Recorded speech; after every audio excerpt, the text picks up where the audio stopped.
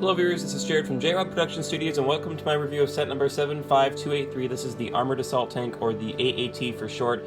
Now there's a lot of controversy surrounding this set in terms of its design. A lot of people didn't like that when it was released, and I was one of them, but my mind has slightly changed a little bit, so I want to go ahead and say some of my thoughts on the set itself, even though some people are not too fond of. Let's go ahead and without further ado take a look at this in-depth review.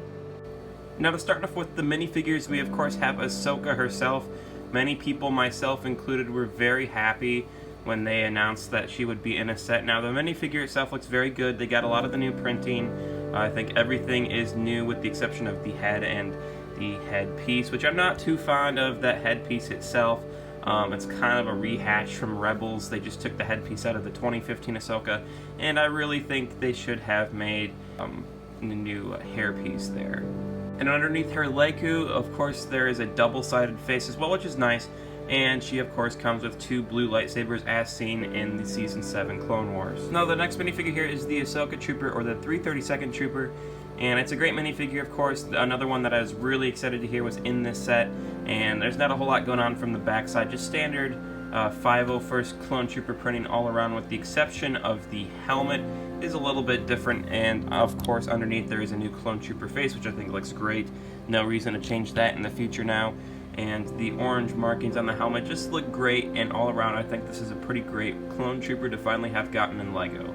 And last, and yes, probably least, I don't think people are crazy about battle droids, but it is a nice addition to get two of these in the set.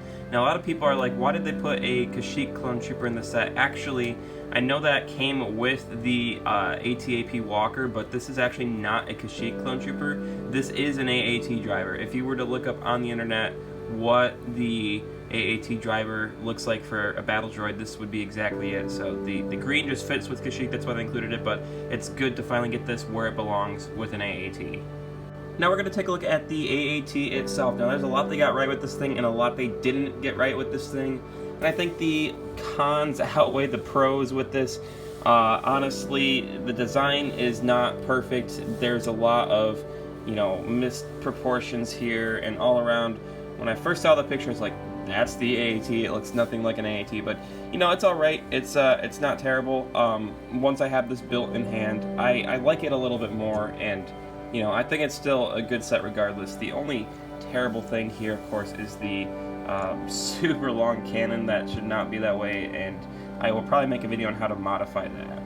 From the front here, it looks not too bad because you can't see all the misproportions, but in the front you can pull off this hatch to reveal an area for your droid or minifigure to sit in and steer the thing. Now, there are a couple printed pieces in there. I'm trying to give you a better look at that, and not really too super great of a place to seat your minifigure if you were to take your battle droid and you were to drop them in there. They do kind of have to scrunch up a little bit just to be able to fit in there. So yeah, it's not perfect, but it's a nice addition. At least you can fit the figure in there.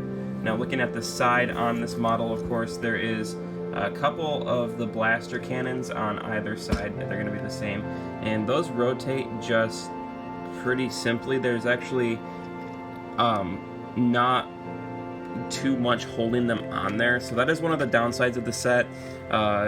They fall off rather easily if you were to bump this thing. Just the cannons on the side aren't set on using a stick or anything, using a Technic clamp. It's just pretty loosely on there.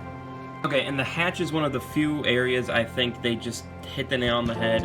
It looks good, with the exception, of course, is the front of the cannon. Now, there's a lot of great detail on this. I really like how just the set itself looks from the back. I think they did it justice with that, especially. Now, of course, the top does have a hatch that opens as well, and there is not a whole lot in there. There's just kind of an empty space, but it is enough space where you can physically set a battle droid in there. I have not tried to seat a minifigure, but I get the feeling it would not work too well because this area is very, very tight, even for your battle droid.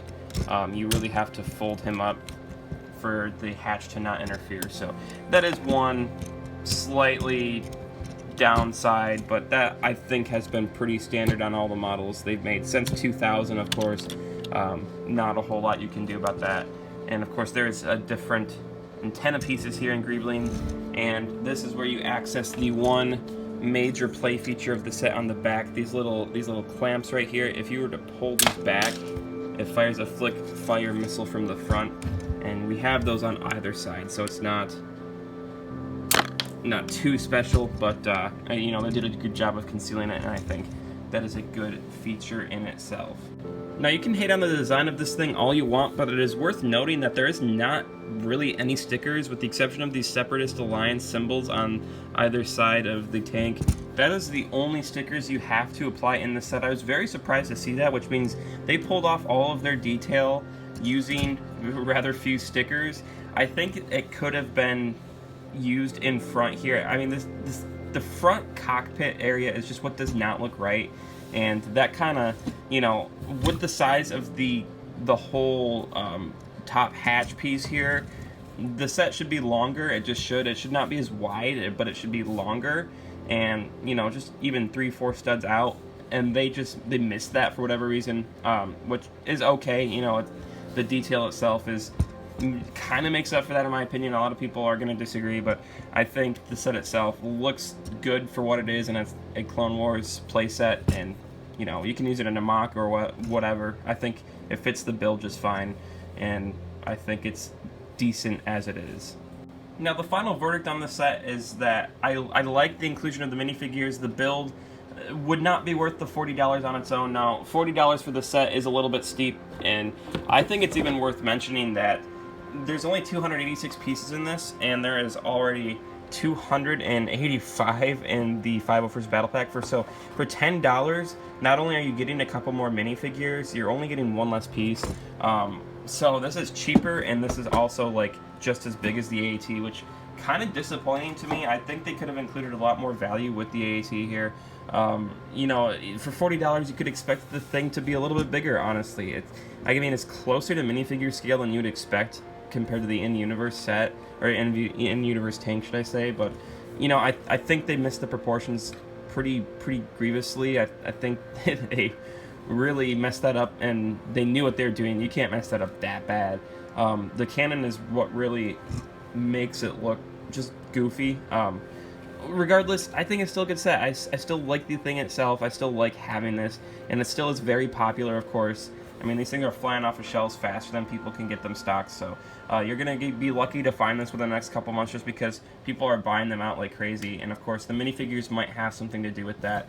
Now, my personal favorite part of the minifigures. Of course, I give those a solid 8 out of 10 ranking, just because I think, you know, maybe one other Clone Trooper would be nice for $40, but, you know, I'm not going to complain for the amount we got.